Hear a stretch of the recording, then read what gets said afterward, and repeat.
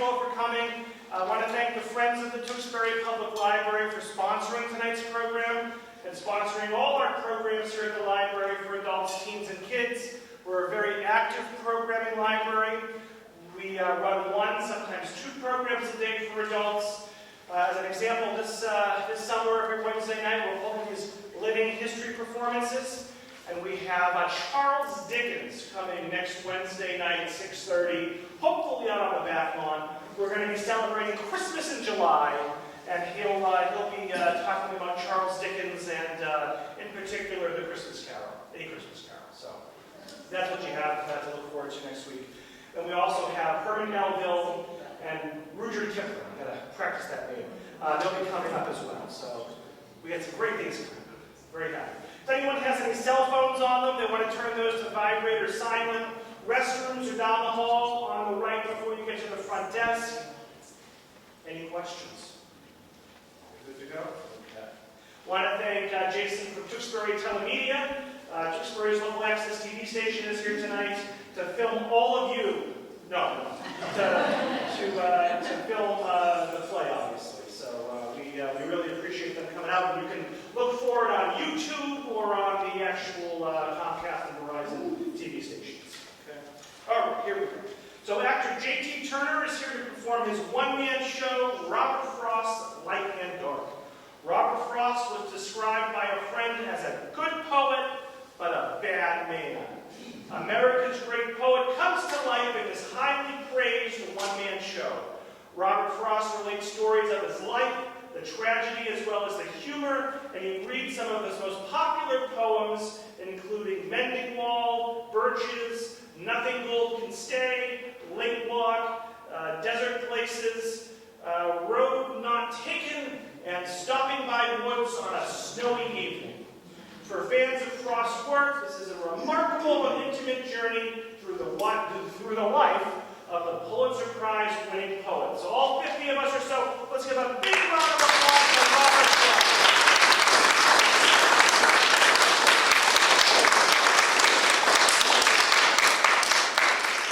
Going out to clean the pasture spring. I'll only stop to rake the leaves away, wait, and watch as the water clears, I may. Shan't be gone long, you come too.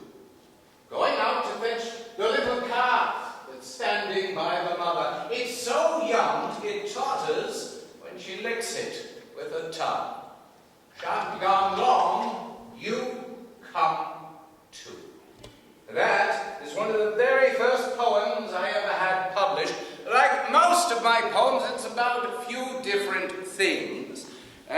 Going out to clean the pasture spring. Well, that's me, the poet, clearing my thoughts, my heart, my soul, getting ready to create something. And the little calf, well, that's the poem. And like a good mother, I burnish it up and present it to you. It's also a bit of an invitation. You come to enter into my poetry, my thoughts.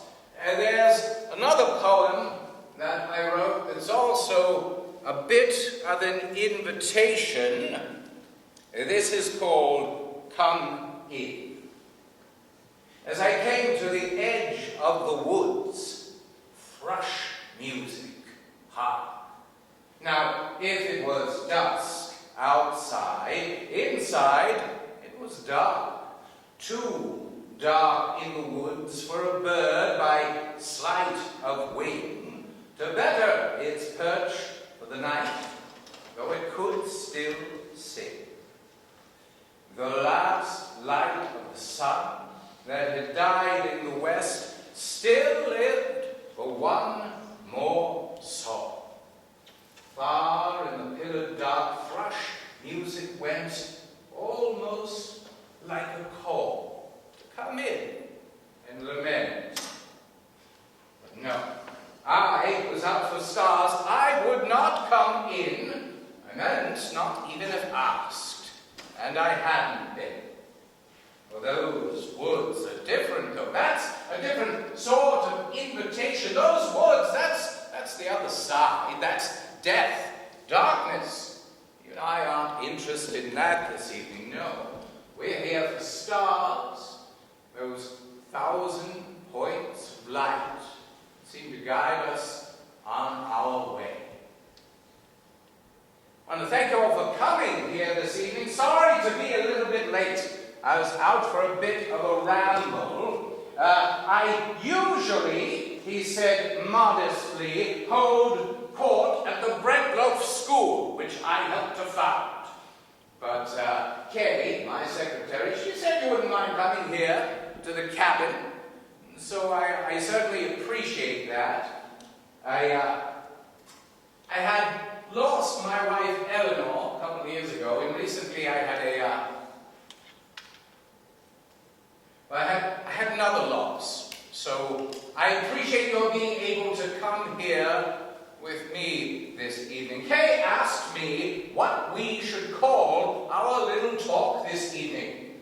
Now that's a really tough question. All of the good titles are taken, usually by those magazine fellas writing about me. Morning frost. Frost in the afternoon. Frost by night. Frost ease. Finally, I said, why don't we call it Robert Frost Light and Dark? Ah, she said, what a wonderful title, isn't it? I said, I like it because I can talk about pretty much anything I want. It won't make no difference to no one. But I thought we might take a look at one or two of my poems and might share a bit about my life with you. Now, you have to excuse me if I seem to brag a bit about my life as a poet. I've achieved a status in life that we might call of esteem. As in, Mr. Frost is a poet of esteem. Not quite sure what that means, except apparently to a few folks that are supposed to know about this sort of thing, the critics, I've done well with my poetry. But as we like to say in New England, that don't butter no parsnips. I was never interested in it being a critical success. I was never interested in my poems being popular to a critical few. No. I knew that for me to be a success as a poet, I had to get my poetry out into the hands of people that buy books by the dozens every year. I never wanted to be caviar, the sort of wild taste. No, I wanted to be a poet for everyone. Now, when I write my poetry, I like structure. I like a form that I follow within my poems. I always say that a good poem begins in delight and ends in wisdom. I think if you read most of my poems, you'll find me following that pattern. This is called After Apple Picking. My long two-pointed ladders sticking through a tree toward heaven's still, when there's a barrel that I didn't fill beside it, and there may be 2 or 3 apples I didn't pick upon some bough, but I am done with apple picking now. Essence of winter sleep is on the night, the scent of apples. I am dozing off. I cannot rub the strangeness from my sight I got from looking through a pane of glass I skimmed this morning from the drinking trough and held against the world of hoary grass. It melted. I let it fall and break, but I was well upon my way to sleep before it fell, and I could tell what form my dreaming was about to take. Magnified apples appear and disappear, stem end and blossom end, and every fleck of russet showing clear. My instep arch not only keeps the ache, it keeps the pressure of the ladder round. I feel the ladder sway as boughs bend, and I keep hearing from the cellar bin the rumbling sound of load on load of apples coming in. For I had too much of apple picking. I am overtired of the great harvest I myself desired. There were 10,000 fruit to touch, cherish in hand, and not let fall. For all that struck the earth, no matter if not bruised or spiked with stubble, went surely to the cider apple heap as of no worth. One can see what will trouble this sleep of mine, whatever sleep it is. Were he not gone, the woodchuck could say whether it's like his long sleep, as I describe it coming on, or just some human sleep. Poem begins in delight. You're tired. You spend the entire day picking apples. You have that sort of sweet soreness you get from doing something, some chore that you really enjoy. Ends in wisdom. Don't we find it hard to go to sleep? The little sleep every night. The big sleep at the end of your life. Knowing that there's one or two pieces of fruit you haven't picked. Knowing that there's an apple barrel just waiting to be filled up. Have a hard time sleeping there. Or it could be, and I don't believe I've ever said this in public before, a poem about apples. It's not impossible. A poem is whatever you think it is. Begins in delight, ends in wisdom. I like structure, I like form. I write in sonnets, I write in couplets. I believe in a tight rhyme scheme. I will write in blank verse, which has structure but does not rhyme. I never write in free verse. Now, poetry is whatever you think poetry is, but I never liked free verse. To me, had no appeal whatsoever. I was invited to a party for Carl Sandburg, who mostly writes in free verse, and I was very famously quoted as saying, I would sooner play tennis without a net than write free verse. Oh, Sandburg loved that comment. I don't think it's had me back to his place since. Listen, you mustn't misunderstand me. I hold it a person's inalienable right to go to hell in whatever way you see fit. I just don't want to go writing free verse. I believe in having structure in my poetry. And what I try to do is marry the idea of conversation. You and I talking to each other to that structure. So you practically don't even notice the structure that's sitting there. I especially love the sounds and the cadences we find in the American language. This is called In a Disused Graveyard. The living come with grassy tread to read the gravestones on the hill. The graveyard draws the living still, but never any more the dead. The verses in it say, the ones who live come today, tomorrow dead will come to stay.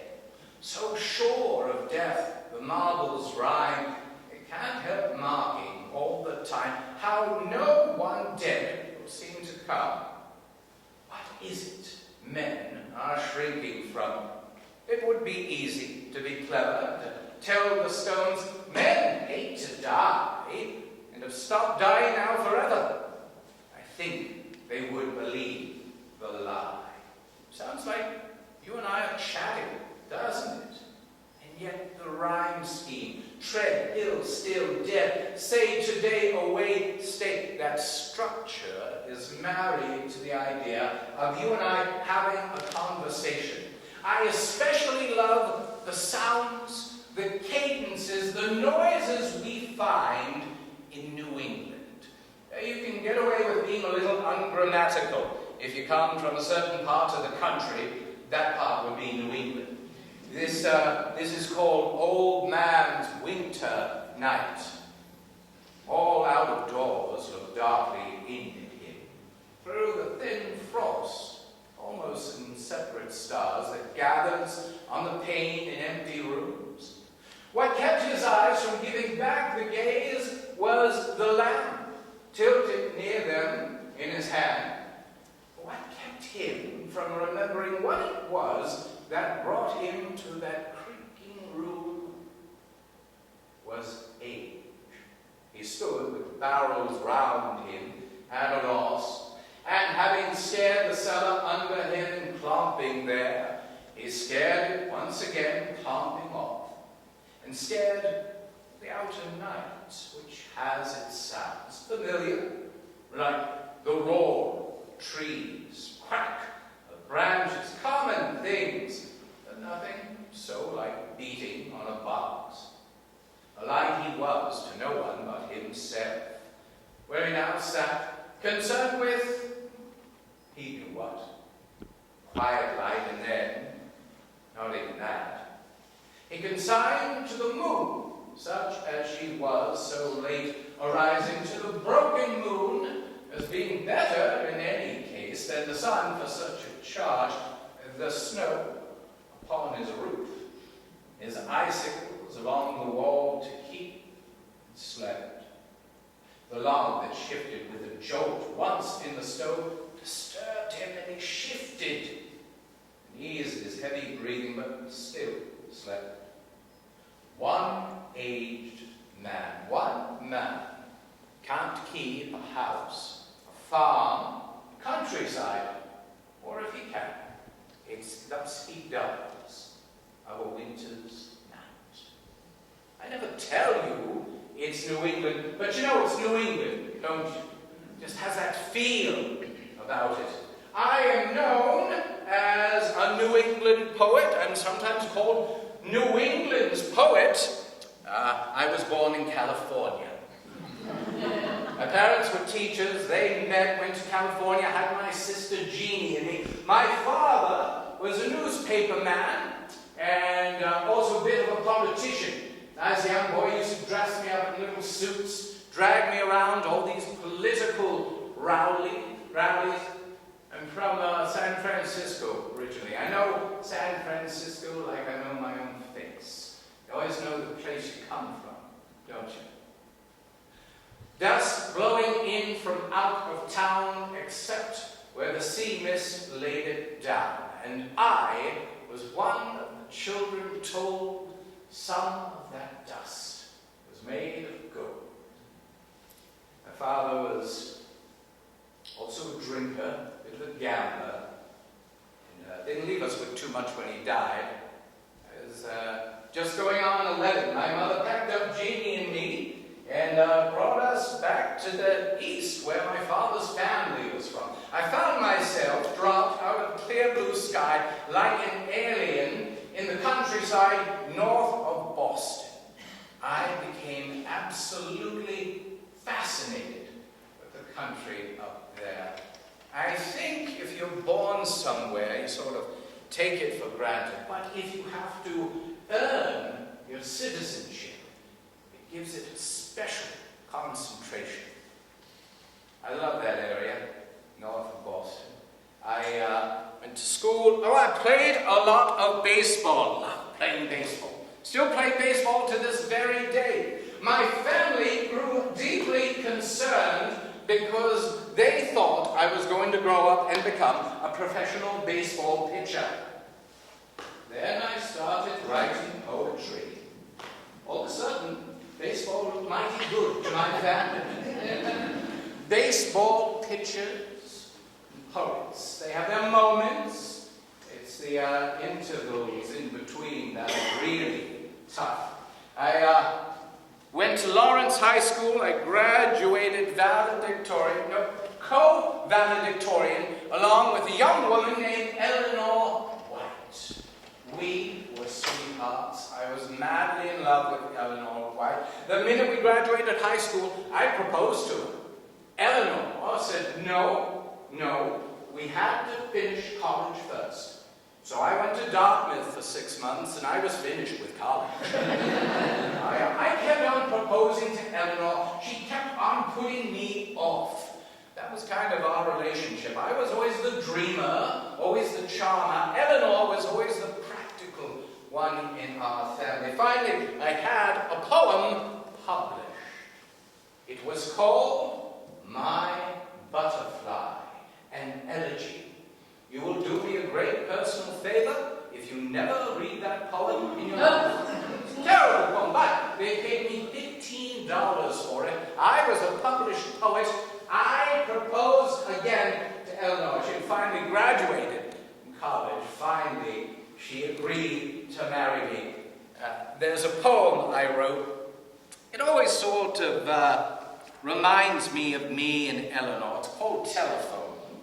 And to me, this is a fella coming home a little late. He has perhaps stopped off for a touch of libation on his way home. He knows he's in trouble, and he's hoping charm is going to work on his missus. When I was just as far as I could walk from here today, there was an hour all still, when leaning my head against a flower, I heard you talk. Don't say I didn't, but I heard you say, you spoke from that flower on the windowsill. Do you remember what it is you said? First, tell me what it was you thought you heard. Having found the flower and driven a bee away, I leaned my head and holding by the stalk, I listened. And I thought I caught the word, what was it? Did you call me by my name? Or did you say, someone said, come? I heard it as a bound. I may have thought as much, but not aloud. Well, so I came. Oh, that's me and Eleanor all over. She was always the practical one. I was the dreamer. Well, we got married. I went to Harvard for a little bit, but that didn't take either. I had all sorts of jobs. I was a part-time school teacher. I worked in a lighting factory, and was never much of a success at anything. Finally, my grandfather took pity on us. He bought a farm in Derry, New Hampshire, and made a deal with us. That farm would be ours. We could work it for 10 years. At the end of 10 years, it would be deeded over to us. We could do what we wanted with it. I was in heaven. Farming. A farmer and a poet, just like Virgil.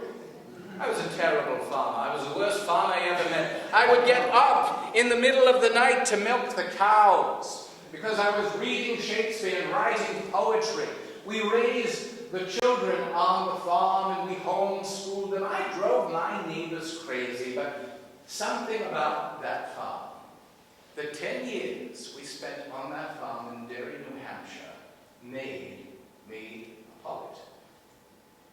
You read my first 3 books of poetry. Almost every poem in there was written during those 10 years.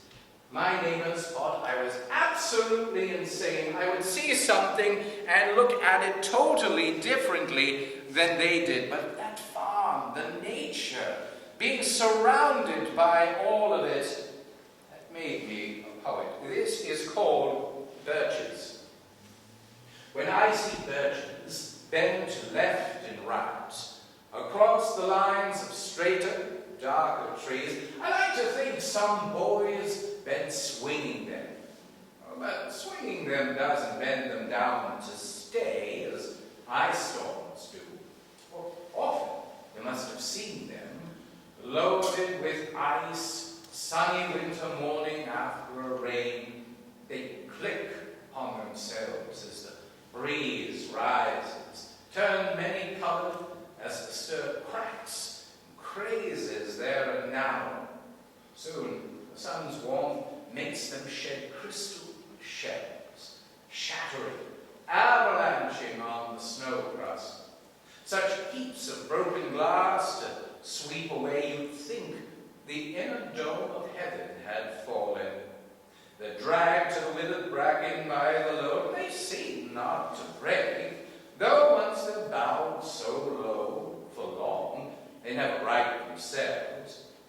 see their trunks arching in the woods years afterward, trailing their leaves on the ground like girls on hands and knees that throw their hair before their heads to dry in the sun.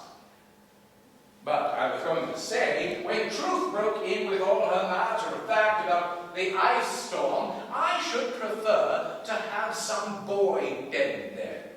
As he went out and in to fetch the cows, some boy too far from town to learn baseball, whose only play was what he found himself. Summer or winter, he could play alone. One by one, he subdued his father's trees by riding them down over and over again till he took the stiffness out of them.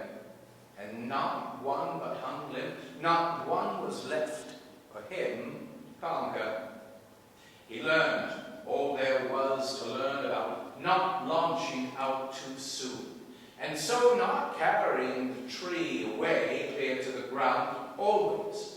He kept his poise to the top branches, climbing carefully with the same pains you use to fill a cup up to the brim and even above the brim.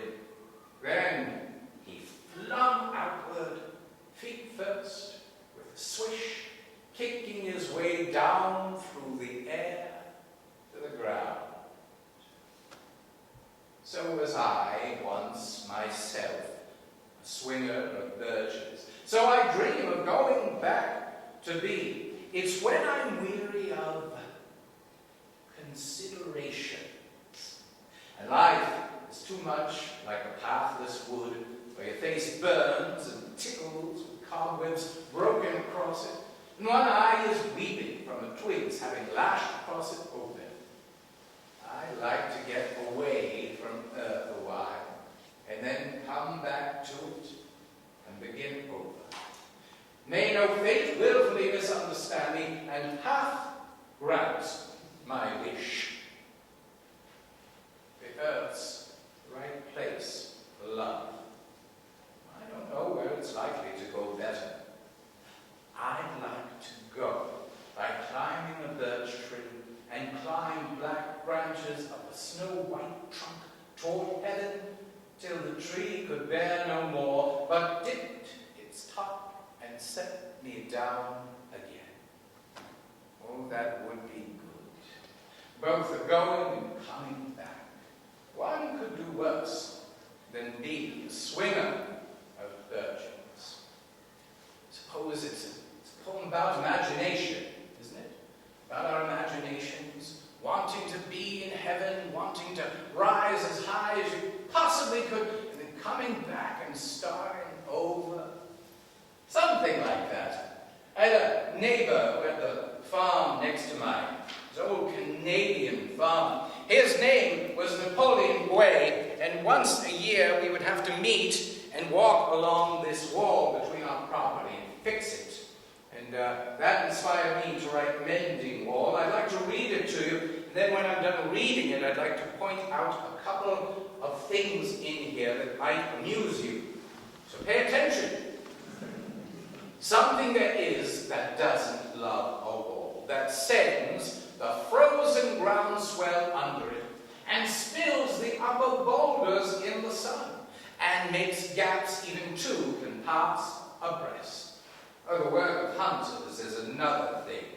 I've come after them and made repair where they have left not one stone on a stone, but they would have the rabbit out of hiding to please the yelping dogs.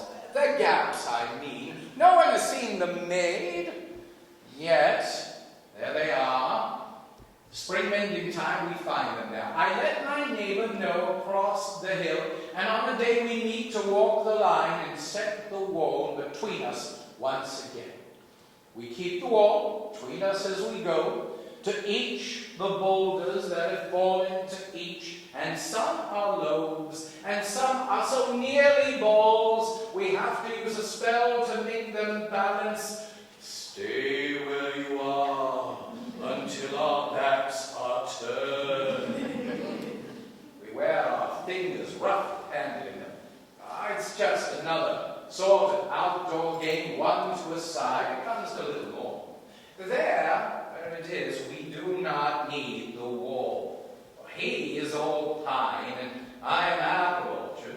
My apple trees will never get across and eat the cones under his pines, I tell him. He only says, good fences make good neighbors.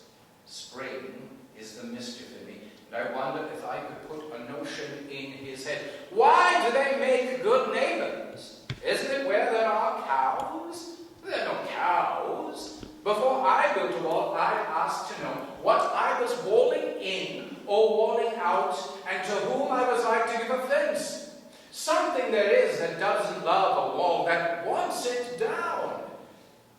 I could say elves to him, but it isn't elves exactly, and I'd rather he thought of it for himself. I see him there, bringing stone, grasped firmly by the top in each hand, like an old stone savage arm. He moves in darkness, as it seems to me, not of woods only and shade of trees. He will not go behind his father's saying, and he likes having thought of it so well, he says again, good fences make good neighbors. That line, which is Napoleon Way's line, and for which I don't pay him any royalties, became quite popular. Now there's a couple of things, funny things in this poem. So, the beginning of this poem, something there is that doesn't love a wall, that sends the frozen ground swell under it, and spills the upper boulders in the sun. What could that be? Frost. Well done. I spend the rest of the poem telling you how much I hate walls. Frost. Exactly right. And there's another section in here. When I write my poetry for you to read it aloud. My poetry was never meant for you to sit quietly and read. You have to read it aloud. And if you read it aloud, then you might catch this little tiny joke in this poem. You know, the section, before I built the wall, I'd asked to know what I was walling in or walling out, and to whom I was like to give offense, to be offensive. But if you read it aloud, it's who I would give offense. I said it was a little poem. You don't have to share it. Only a tiny bit funny. I lived on that farm in Derry, New Hampshire, for 10 years. I was extremely unsuccessful.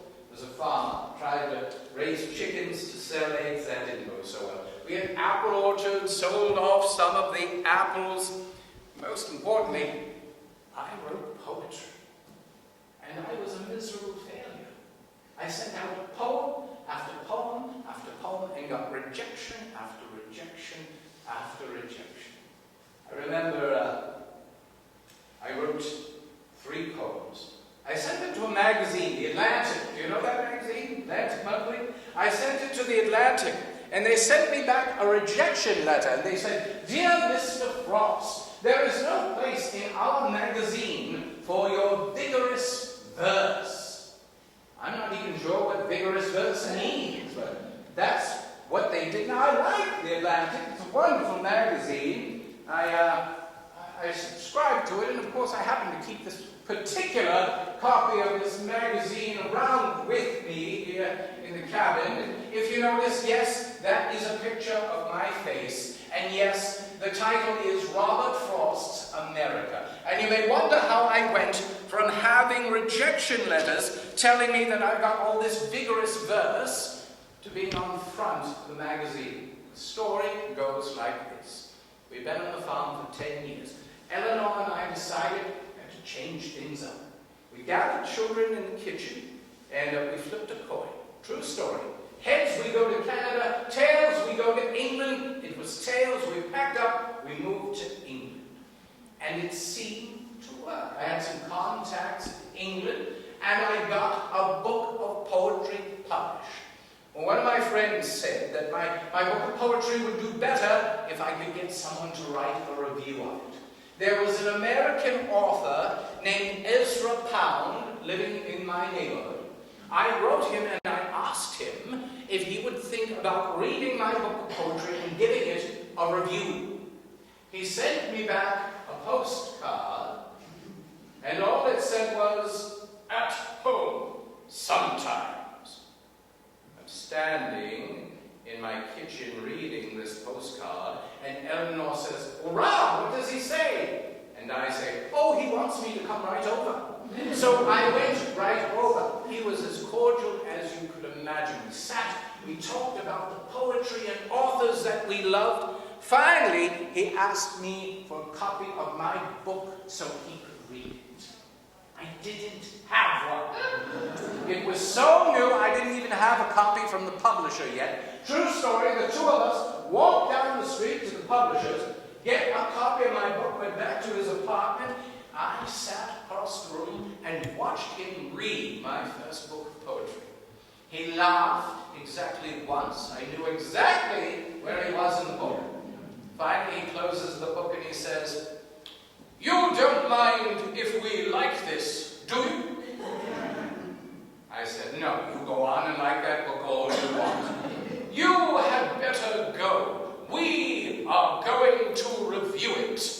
I still don't know who the "we" is he was referring to.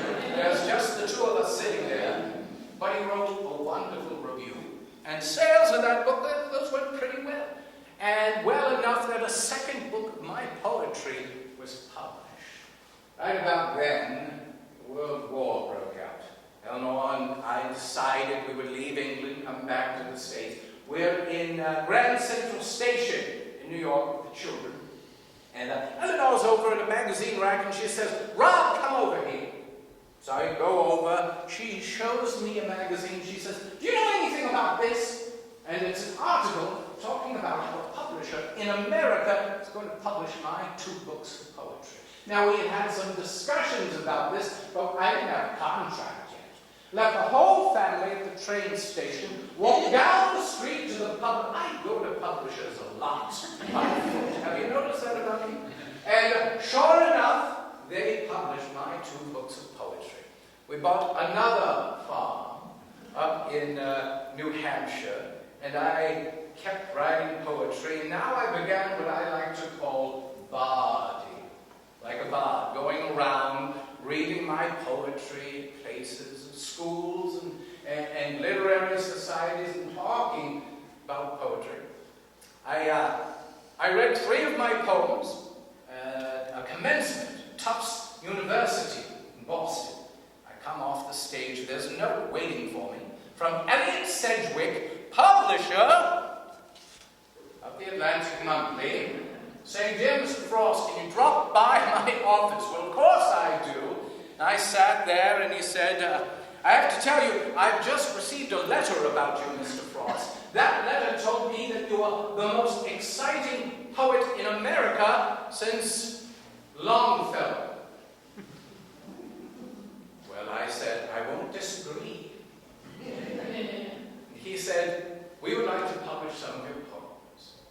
I said, "Well, I just so happen to have 3 poems here with me that I read yesterday at Tufts commencement ceremonies." He said, "We'll take them." I said, "Sight unseen?" He said, "Sight unseen." I said, "You don't think my verse is too vigorous for your magazine?" He looked me square in the eye and said, "Only an idiot would think that." The best part of the story, true part of the story, the 3 poems they published are the 3 poems they rejected that sent me over to England. So nowadays, with Kay helping me, I go all over the place, and I read my poetry aloud, and it's fairly successful. I enjoy doing it. There's a poem I wrote that I'd like to share with you. I have to set the scene for you a little bit. It's July. I'm living in Vermont by this point, and I'm working on a poem. I'm working on a giant poem called New Hampshire. That's right. I wrote New Hampshire in Vermont. 240 lines long. Do not worry, sir, I'm not going to read it tonight. And there are all these little poems, side poems sort of attached to it. So I was writing as I always write, which is a big comfy chair, a slab of wood across my lap, and I'm writing away, and I realize I've written all night, as I often do. Sun's about to come up, I put everything aside. I go out on my front porch. It is July in Vermont, dawn. Beautiful insects, birds coming to life, gorgeous green. And this poem jumps into my brain. And I walk back inside and I sit down, and in just about a half hour, I write down this poem, which, considering it's written in iambic tetrameter, pretty good. People like this poem, which I wrote in Vermont in July, stopping by woods on a snowy evening, by Robert Frost, just in case you haven't been paying attention. Whose woods these are, I think I know. His house is in the village, though. He will not see me stopping here to watch his woods fill up with snow. My little horse must think it queer to stop without a farmhouse near, between the woods, frozen lake, the darkest evening of the year. He gives his harness bells a shake to ask if there is some mistake. The only other sounds, the sweep of easy wind and downy flake. The woods are lovely, dark and deep, but I have promises to keep, and miles to go before I sleep sate with me, and miles to go before I sleep. I don't know why I repeated that last line. It just seemed right. Something haunting about that last line. I like that poem. A lot of people like this poem. A lot of people are interested in this poem. I received a letter from a college English professor who said to me, "Dear Mr. Frost, our class is dissecting," his word, dissecting your poem, Stopping by Woods on a Snowy Evening, and we have a question. Can a horse be said to ask a question? Remember that line? Gives his harness bells a shake to ask if there is some mistake? So I write him back and I say, yes, horses ask better questions than English professors. A poem is whatever it is to you. People wonder at the man in that poem. Some people think he's a country doctor, going on his rounds and he stops for a bit. Some people think he's an old rural postman going from house to farm to farm. Some people think it's Santa Claus. I merely point out it's a horse, not a reindeer. Now, I don't want to ruin this poem for you, but I'd like to share with you what I was thinking of when I wrote it. To me, this is a poem about death. To me, the man in this poem is stopping and he's looking at those woods and he's thinking of that snow. And part of him is thinking of just going out there and laying down in that snow and letting it cover him over. But he's called back by considerations in the world. There are things he has to do, places he has to be, people maybe, depending on him, promises to keep, miles to go before he sleeps. So for me, the idea of sorrow, the idea of pain, a poet can deal with those things. I always say, no tears in the writer, no tears in the poem, no tears in the reader. This is called My November Guest. My sorrow when she's here with me thinks these dark days of autumn rain are beautiful as days can be. She loves the bare, the withered tree. She walks the sodden pasture lane. Her pleasure will not let me stay. She talks I am fain to list. She's glad the birds have gone away. She's glad a simple worsted grey is silver now with clinging mist. The desolate, deserted trees, the faded earth, heavy sky, the beauties she so truly sees. She thinks I have no eye for these. Vexes me, reason why. Not yesterday I learned to know the love of bare November days before the coming of the snow, but it were they to tell her so, and they are better for her praise. So, sorrow, darkness, poet can deal with those in his poetry. I have won 3 Pulitzer Prizes so far. I have lectured all over the world, shared my poems so many places, but I have known sorrow. Our firstborn son, Elliot, he died when he was just 4 years old. I wanted to call the doctor earlier, but Eleanor and my mother-in-law, they thought that our little girl, Eleanor Bettina, only lasted a few days. When you've lost a child between you, there's a chasm that opens up, no matter how much you love each other. There's a poem I wrote, it's called Home Burial. I never read it in public. I don't allow it to be read in my presence, but if you have an opportunity, read it over. I think it's the truest poem I ever wrote. My sister Jeannie passed on in a mental hospital. Our daughter Marjorie, she died soon after childbirth. You know, my wife Eleanor passed on a few years ago, and a couple of weeks ago, my son, Carol, he took his own life. He was a poet, burned all his poetry. Charles.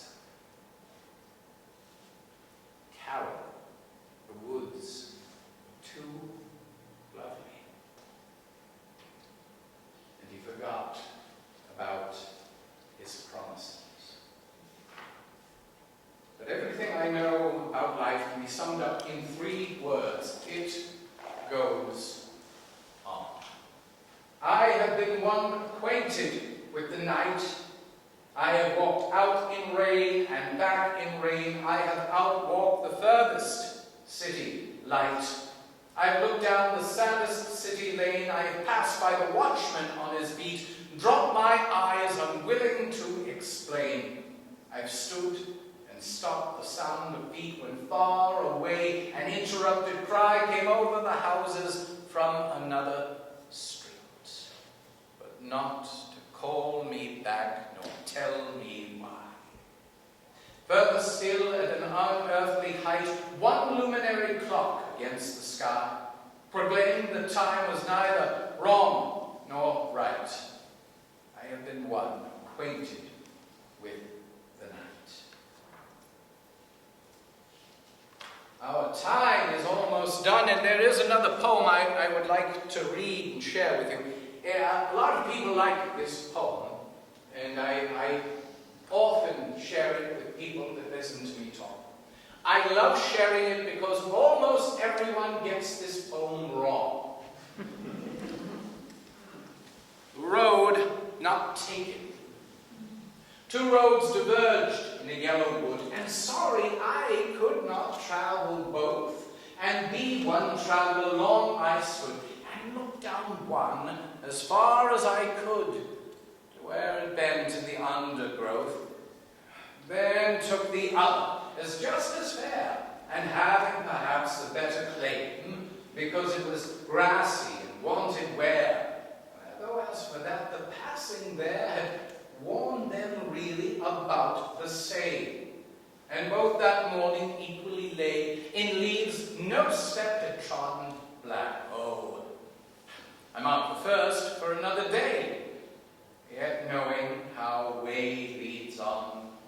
away. I doubt it if I should ever come back. I shall be telling this with a sigh, somewhere ages and ages hence. 2 roads diverged in a wood, and I took the one less traveled by, and that has made all the difference. People like that poem. I love that poem. It's a wonderful poem. People use that poem for graduations, for weddings, for funerals. People think that that is a poem about big, bold choices in your life, about striking out on your own, about not listening to anyone else and boldly going down your own. That's not what the poem is about. Did you hear the poem? This is a poem about small things. Yes. 2 paths, about the same. One is a little less used, but not much. I talk about that. And for whatever reason, that particular morning, in that particular wood, you decide to go to the left instead of the right. And that changes everything in your life. Listen, you drop by Robert Frost's place to listen to him talk about his life and read his poetry. You meet someone. They invite you out for coffee. 1 coffee becomes 10, becomes dinner, becomes a marriage, becomes 8 children, and you die at 80 years old in the middle of orgastic love. All because you went to listen to Robert Frost and somebody asked you out for a cup of coffee. It's the small things that change the trajectory of our lives. What if I had become a professional baseball player? What if I had stayed on a farm in New Hampshire and just raised children? But I became a poet of esteem. Thank you so much for joining me this evening. I'd like to share one last poem with you. Nothing gold can stay. Nature's first green is gold, her hardest hue to hold. And her early leaf, her flower, but only so an hour.